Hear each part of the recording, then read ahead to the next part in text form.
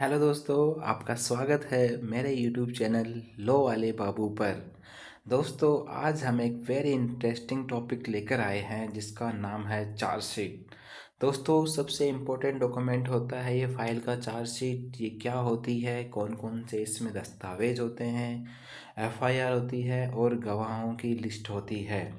तो दोस्तों, आज हम समझने का प्रयास करेंगे कि चार्जशीट कैसे बनती है। तो चलो आइए वीडियो को शुरू करते हैं। तो प्लीज़ वीडियो में अंत तक बने रहिएगा।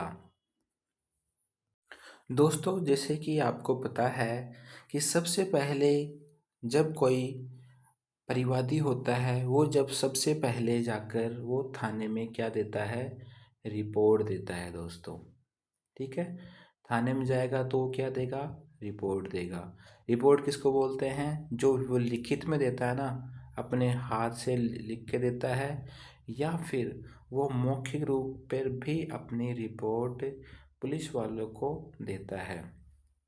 जैसे मान लीजिए कोई अनपढ़ गवाह है या वो कोई किसान है, खेती करने वाला है, उसको पता नहीं है कि जो रिपोर्ट वगैरह कैसे देते हैं। तो सबसे पहले वह थाने में जाएगा और फिर थाने में जाने के बाद में उनको जो थानाधिकारी होता है या फिर वहाँ पे संबंधित जो कांस्टेबल होता है, उस कांस्टेबल के पास जाएगा और उसके बोलेगा कि श्रीमान जी, मेरे साथ ये मारपीट हुई है, मेरे साथ इन लोगों ने मारपीट की है।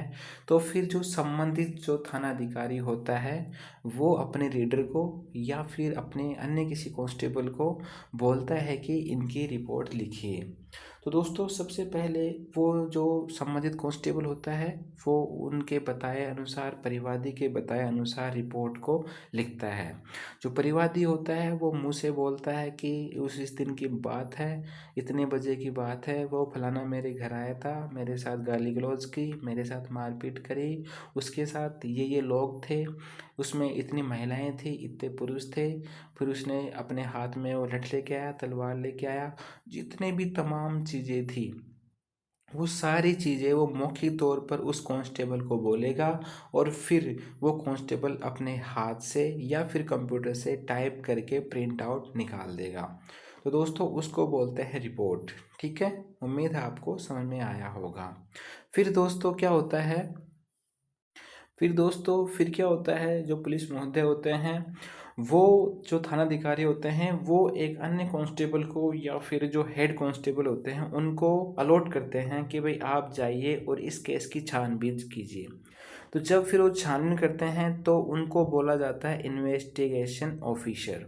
ठीक है, तो इन्वेस्टिगेशन ऑफिसर क्या करते हैं, वो सबसे पहले जाते हैं, मौके पे जाते हैं, मौके पे जाने के बाद में वहाँ की जो कार्रवाई है वो कार्रवाई करते हैं।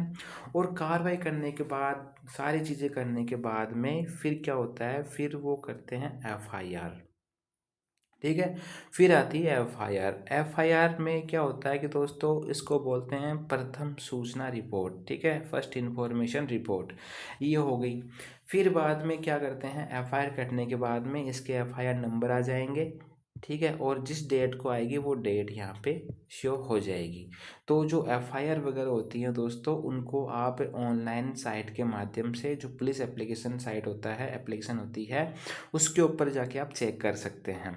ठीक है, या फिर अगर आपकी कोर्ट के थ्रू एफआईआर कटी है या फिर थाने के थ्रू एफआईआर कटी है, तो आप उसको ई कोर्ट नाम की साइट के ऊपर जाकर भी आप इसको एफआईआर नंबर डाल के इसको डायरेक्ट आप चेक कर सकते हैं दोस्तों। ठीक है, अब एफआईआर कट गई, एफआईआर का नंबर दर्ज आ गई, फिर बाद में इन्वेस्टिगेशन शुरू होती है। जो आईओ होते हैं अपने, वो आईओ ही इन्वेस्टिगेशन करते हैं। ठीक है, जो इन्वेस्टिगेशन करने के बाद में भाई इसमें जो अभियुक्त है, वो अभियुक्त कौन है, कितने अभियुक्त है, उन अभियुक्त के विरुद्ध में कौन कौन सी धाराएं बन रही है, ठीक है, उनमें कोई सामान जब्त करा गया है, नहीं करा गया है, जितनी भी जो संपूर्ण पत्रावली होती है, जो संपूर्ण जांच होती है दोस्तों, उस जांच को ही बोला जाता है चार्जशीट। वो चार्जशीट 10 पन्ने की भी हो सकती है, 15 की भी हो सकती है और 20 की भी हो सकती है। तो हम डिस्कस कर लेते हैं चार्जशीट में कौन कौन से टॉपिक आएंगे।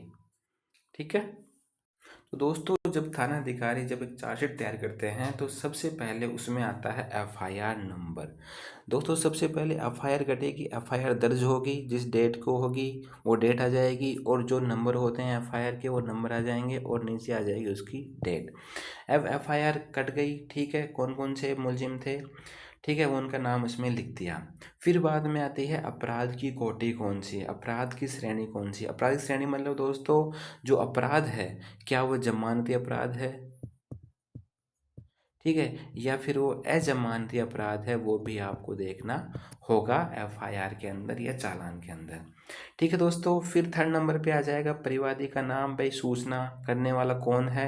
तो परिवादी की जगह दोस्तों वहाँ पे शिकायतकर्ता का नाम भी आ सकता है कि शिकायत किसके द्वारा की गई है दोस्तों, ठीक है, शिकायतकर्ता का नाम आ जाएगा। और फिर जो फोर्थ कॉलम है दोस्तों वहाँ पर आ जाएगा अभियुक्त का नाम, भाई अभियुक्त कितने हैं, अगर अभियुक्त एक से ज़्यादा होंगे तो दोस्तों वहाँ पे हो जाएगा अभियुक्त गण, और अगर एक होगा अभियुक्त तो वहाँ पे आ जाएगा अभियुक्त का नाम नॉर्मली, ठीक है। इसके बाद में देखते हैं आगे। फिर दोस्तों नेक्स्ट आता है अपना, फिर उसमें आता है 6 नंबर पे आता है सूचना का विवरण। भाई जो भी सूचना थी जो परिवादी ने दी थी तो उस सूचना की पूरी डिटेल आ जाएगी चार्जशीट के अंदर, ठीक है, कि भाई घटना ये थी, इतने बजे वो लोग आए, इतने बजे मेरे साथ मारपीट करी, मेरी वाइफ के साथ मारपीट करी, मेरे को घर से बाहर पीटा, घर के अंदर पीटा, जो भी डिटेल थी कंप्लीट डिटेल है ना वो इसमें आ जाएगी सूचना के विवरण के अंदर। फिर दोस्तों फिर आ जाएगी गवाहों की सूची। गवाह कौन कौन होते हैं दोस्तों, गवाह जो नक्शा मौके पे मौजूद होते हैं वो गवाह होते हैं, जो उसके परिवार जो परिवादी के पक्ष की तरफ के जो गवाह होते हैं वो हो जाते हैं, जिन्होंने मारपीट देखी होती है उनको इसमें शामिल कर लिया जाता है, ठीक है, जिनके सामने जैसे फर्ज जब्ती कोई चीज़ जब्त की जाती है उनको, उनके सामने कोई चीज़ जब्त की जाती है उनको गवाही बनाए जाते हैं। तो जितने भी टोटल गवाह होते हैं उन गवाहों का नाम इस चार्जशीट में लिखा जाएगा। फिर अंत में आती है दोस्तों कि कार्रवाई पुलिस के द्वारा क्या कार्रवाई की गई वो उसकी डिटेल भी इसमें लिखी जाती है चार्जशीट के अंदर, कि भाई फलाने फलाने आदमी के साथ मारपीट करी गई थी तो उस अभियुक्त के प्रति ये धारा लगी, ये अभियुक्त थे, ये गवाह थे, जितने भी कार्रवाई पुलिस के द्वारा की जाती है वो इसमें आ जाती है दोस्तों। दोस्तों अगर वीडियो अच्छी लग रही हो तो प्लीज़ चैनल को सब्सक्राइब कर लीजिएगा और लाइक कीजिएगा और ज़्यादा से ज़्यादा शेयर ज़रूर कीजिएगा। अब आगे देख लेते हैं कौन कौन से टॉपिक और आते हैं। फिर देखते हैं दोस्तों इसमें नेक्स्ट टॉपिक आता है अपना अभियुक्त कौन है और अभियुक्त पे क्या चार्ज लगा है, कौन सी धारा के थ्रू अभियुक्त बना है। तो ठीक है, जैसे यहाँ पे मान लीजिए 323 आ गई, 341 आ गई, 427 आ गई, ठीक है, इस तरह से क्या धाराएं लग रही हैं वो आ जाएंगी अभियुक्त के ऊपर। फिर नो आएंगी जो अभियुक्त है क्या वो जमानत पर बाहर है या फिर वो जेल के अंदर है, ठीक है, क्या वो जेल में है या जेल से बाहर है या फिर थाने से उसकी ज़मानत हो चुकी है, यही जानकारी भी आपको चार्जशीट में मिल जाएगी दोस्तों, ठीक है। फिर लास्ट में आता है दोस्तों जो चार्जशीट होती है उसके साथ कौन कौन से दस्तावेज संलग्न है, संलग्न मतलब कौन कौन से दोस्त दस्तावेज उसके साथ में लगा रखे हैं। जैसे मान लीजिए अगर उसने अभियुक्त का या फिर परिवादी का मेडिकल करवाया है तो मेडिकल रिपोर्ट इसके संलग्न हो जाएगी, ठीक है, मेडिकल रिपोर्ट, ठीक है। अगर उसने कोई सामान जब्त किया है तो उसकी फर्ज जब्ती इसके साथ आ जाएगी, ठीक है। अगर उसने घटना स्थल पर जाकर नक्शा मौका बनाया है तो वो नक्शा मौका को भी इसके साथ संलग्न कर दिया जाएगा दोस्तों। तो दोस्तों जो चार्जशीट में जो मेन टॉपिक थे वो सब हमने यहाँ पे शो कर दिए हैं। अब दोस्तों अब देखिए आपको चार्जशीट पता चल गई, इसमें कौन कौन से डॉक्यूमेंट पता चल गए, ठीक है। अब ये देखते हैं चार्जशीट आपने पढ़ ली और अब आगे आपकी क्या प्लानिंग होनी चाहिए वो देख लेते हैं। तो दोस्तों यहाँ पर सबसे पहले आ जाएगा अपने अभियुक्त कौन कौन है। अब देखिए दोस्तों जहाँ पर एक से अधिक अभियुक्त होते हैं ना, अक्यूज्ड होते हैं, वहाँ पे लिखा होता है अभियुक्त गण, और अगर एक अभियुक्त होता है वहाँ पे लिखा होता है अभियुक्त, ठीक है। आपको अभियुक्त का पता चल गया और अभियुक्त गण का पता चल गया। उसके बाद में आपका ध्यान जाना चाहिए धारा की तरफ कि किस अभियुक्त पर कौन सी धारा लगाई गई है और किस धारा के किस सेक्शन के तहत इनको अपराधी साबित किया गया है दोस्तों। तो सबसे इम्पोर्टेंट चीज़ है आपको धारा अवश्य देखनी है। धारा में जैसे मान लीजिए यहाँ पे मैंने ले ली 341, 323, ठीक है। इसी तरह से मैंने और धाराएं ले ली। तो आपको ये देखनी है कि जो ये धाराएं लिखी गई हैं ये क्या जमानतीय हैं या फिर अजमानतीय धाराएं हैं। दोस्तों अगर जमानत धाराएं हैं तो फिर कोई फिक्र करने वाली बात नहीं है, आप आसानी से अपने जो अक्यूज्ड है, अभियुक्त है, उसकी थाने से जमानत करवा सकते हैं दोस्तों, ठीक है। तो फिर तीसरी बात आती है दोस्तों कि गवाह सूची देखनी है आपको कि गवाह इसमें कौन कौन से हैं दोस्तों। तो जब तक आप गवाह सूची नहीं देखेंगे तब तक आपको केस या मुकदमे का पता नहीं चलेगा। तो जब गवाह सूची देखेंगे तो आपको अपने अभियुक्त या परिवादी से ये पूछना है कि भैया जो तुम्हारी गवाह सूची है इसमें कौन कौन सा गवाह तुम्हारे पक्ष में है और कौन कौन से गवाह तुम्हारे विपक्ष में है। तो फिर जो आपकी पार्टी है, जो आपके अभियुक्त है, वो बता देंगे कि श्रीमान जी ये गवाह मेरे पक्ष में है या मेरी तरफ बयान देगा। तो इससे भी आपको ज़्यादा फ़ायदा मिल सकता है। और दोस्तों यदि आप ये जानना चाहते हैं कि अभियुक्त को बरी करवाने के लिए गवाह सूची में आप अपने गवाह को कैसे एंटर करवा सकते हैं, तो दोस्तों उसके लिए आपको सबसे पहले इस चैनल पर 1000 सब्सक्राइबर कंप्लीट करने हैं। उसके बाद में मैं आपको ट्रिक्स एंड टिप्स दूंगा कि कैसे आप एक अभियुक्त को आसानी से बरी कैसे करवा सकते हैं अपने गवाह को उस गवाह सूची में एंटर करवाने के बाद, ठीक है। तो चलिए अब आगे देखते हैं आगे आपको क्या करना है। तो दोस्तों अब देखते हैं कि आगे जो पुलिस की जो कार्रवाई है, पुलिस ने मुकदमे में क्या क्या कार्रवाई करी, इसकी रिपोर्ट की सूचना भी आपको चालान शीट में मिल जाएगी। फिर दोस्तों आपको ये देखना है कि पुलिस ने कौन कौन सी धाराएं गलत लगाई है, ठीक है। हम मान लीजिए वो परिवादी बोल रहा है कि भाई मेरे पास घर के अंदर मारपीट करी थी 4-5 लोगों ने मिलकर। अब लेकिन जब चार्जशीट बात बनती है तो उस समय पुलिस वाले उसमें लिख देते हैं कि मारपीट घर से बाहर हुई है, तो वो धारा चेंज हो जाएगी, वो धारा बेलेबल बन जाएगी, वो जमानती बन जाएगी। तो आपको ये भी पता करना है कि जो धाराएं हैं क्या पुलिस के द्वारा सही लिखी गई है, क्या वो तथ्य को ध्यान में रखकर धारा बनाई गई है, ठीक है दोस्तों। उसके बाद में दोस्तों आपको ये देखना है कि जो जमानत हुई है अभियुक्त की वो कहाँ से हुई है, क्या वो थाने से हुई है, क्या वो कोर्ट से हुई है, ठीक है। इसकी जानकारी भी आपके पास होनी ही चाहिए। और सबसे लास्ट में आती है दोस्तों बात कि जो जो मुकदमा है वह कौन से न्यायालय में चल रहा है, वह किस कोर्ट में चल रहा है, कहाँ पर चल रहा है, डिस्ट्रिक्ट कोर्ट में है या फिर तहसील स्तर पर है, उसकी जानकारी भी आपके पास होनी ही आवश्यक है दोस्तों। तो आपको पता होना चाहिए कि मामला कौन सी कोर्ट में चल रहा है, तो आपको कोर्ट का नाम भी पता होना चाहिए दोस्तों, ठीक है। अब बात कर लेते हैं दोस्तों कि एक अधिवक्ता अपनी फीस कैसे तय कर सकते हैं। दोस्तों आपने चार्जशीट देख ली, आपने चार्जशीट में जो मेन टॉपिक थे वो सारे देख लिए। अब इसमें 3 मुख्य आधार आते हैं दोस्तों कि सबसे पहले आपको फीस तय करने से पहले आपको देखनी है कि धाराएं कौन कौन सी लगाई गई हैं अभियुक्त पर, ठीक है। आपने देख ली धारा लगी है 341, 323, 427, ठीक है। तो आपने देखा कि ये जो धाराएं हैं वो सारी ही जमानती धाराएं हैं, बेलेबल ऑफेंस है, ठीक है। इसका मतलब ये है कि आपका जो अभियुक्त है वो जेल तो नहीं जाएगा, ठीक है।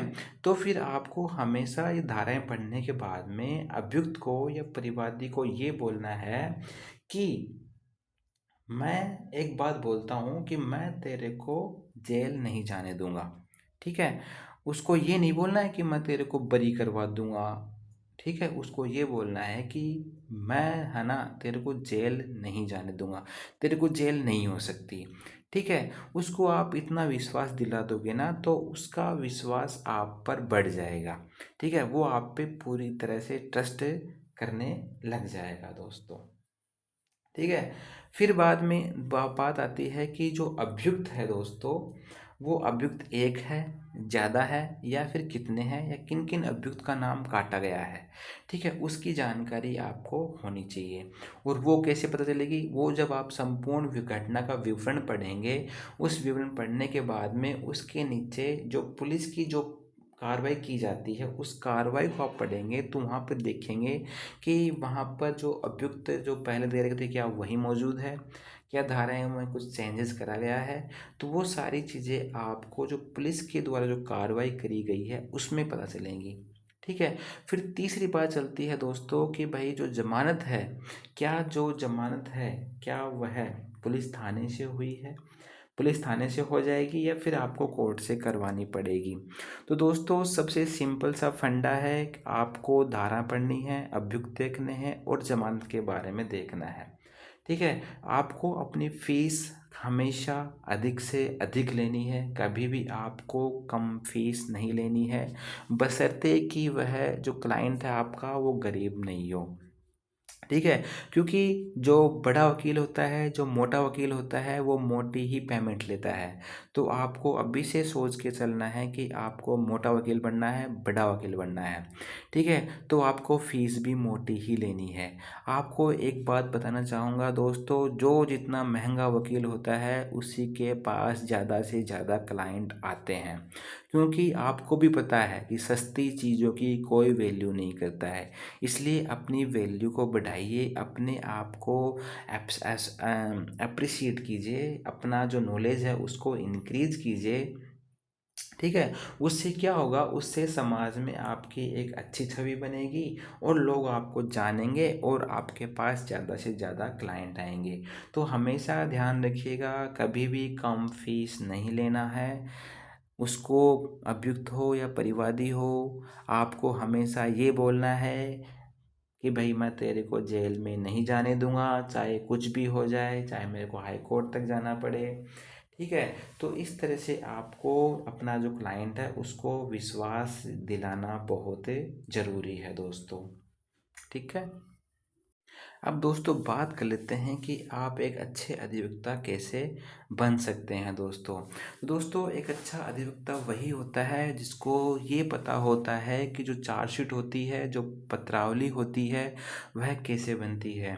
तो इसके लिए आपको दोस्तों कम से कम जो आपके बॉस हैं जी, आप जो आपके सीनियर हैं उनके पास से 10 से 15 फाइलें लेनी है। 10 से 15 चार्जशीट का आपको अध्ययन करना है। उन चार्जशीट में कौन कौन से दस्तावेज़ लग रहे हैं, किस दस्तावेज़ के ऊपर किसके साइन है, क्या घटना थी, क्या घटना के अनुसार सारी धाराएं सही लगाई गई है, क्या अभियुक्त क्या उन्हीं को बनाया गया है जिन्होंने अपराध करा है। तो ये सभी चीज़ों का आपको बारीकी से अध्ययन करना पड़ेगा दोस्तों। ठीक है। तभी आप एक सफल और एक अच्छे अधिवक्ता बन सकते हैं दोस्तों। दोस्तों इस वीडियो में बस इतना ही, और अलग से नेक्स्ट इंटरेस्टिंग टॉपिक पर वीडियो चाहिए तो प्लीज़ चैनल को सब्सक्राइब कर दीजिएगा, लाइक कर दीजिएगा और ज़्यादा से ज़्यादा शेयर ज़रूर कीजिएगा दोस्तों। ठीक है। Thank you. Bye bye so much.